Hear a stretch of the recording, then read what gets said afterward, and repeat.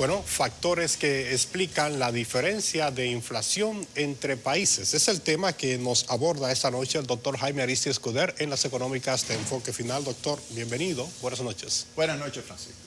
La inflación es el aumento en el nivel promedio de precios de bienes y servicios de consumo generalizado. Ese proceso deteriora el poder de compra de los ingresos de la población, reduciendo la cantidad de bienes y servicios que puede adquirir. En consecuencia, la inflación disminuye el nivel de bienestar y eleva la pobreza. La disrupción de la cadena de suministro, las medidas monetarias y fiscales expansivas adoptadas para evitar el colapso económico durante la etapa dura del COVID-19, así como para reanimar la economía a nivel global y la invasión de Rusia a Ucrania, son factores que explican los incrementos de precios de los bienes básicos como combustibles y alimentos y, por tanto, la inflación que se registra desde el año pasado. El incremento de los precios en cada país depende de la composición del consumo, la estructura de costos y las condiciones de los mercados de bienes y factores de producción.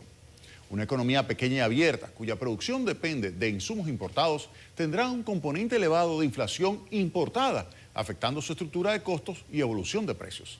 Asimismo, una economía con un mercado de bienes concentrado y con poca competencia registrará un mayor traslado de costos hacia el precio final, dejando intactos o casi fijos los márgenes de beneficios.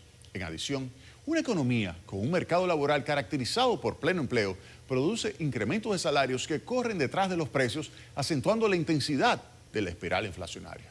Si a lo anterior, que son elementos estructurales de cada economía, se le incluye la estrategia de política fiscal utilizada, entonces se tiene un factor adicional que puede explicar la diferencia de tasas de inflación entre países. Un ejemplo es la política de subsidios.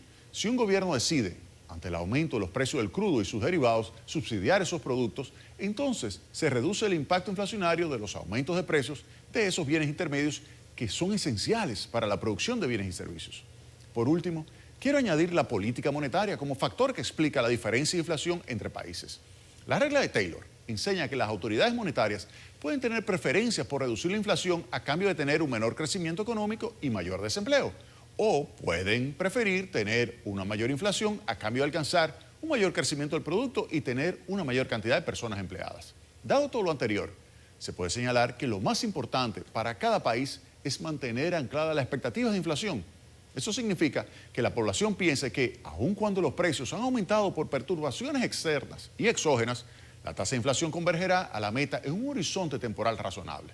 La credibilidad y la consistencia son dos componentes esenciales de una política monetaria óptima, la que se asegura el anclaje de las expectativas de inflación, la estabilidad cambiaria y el sostenimiento de las condiciones propicias para la creación de empleos y generación de nuevos ingresos que compensan el deterioro del poder de compra provocado transitoriamente por la inflación importada. Francisco. Bueno, doctor, muchísimas gracias por todas estas informaciones.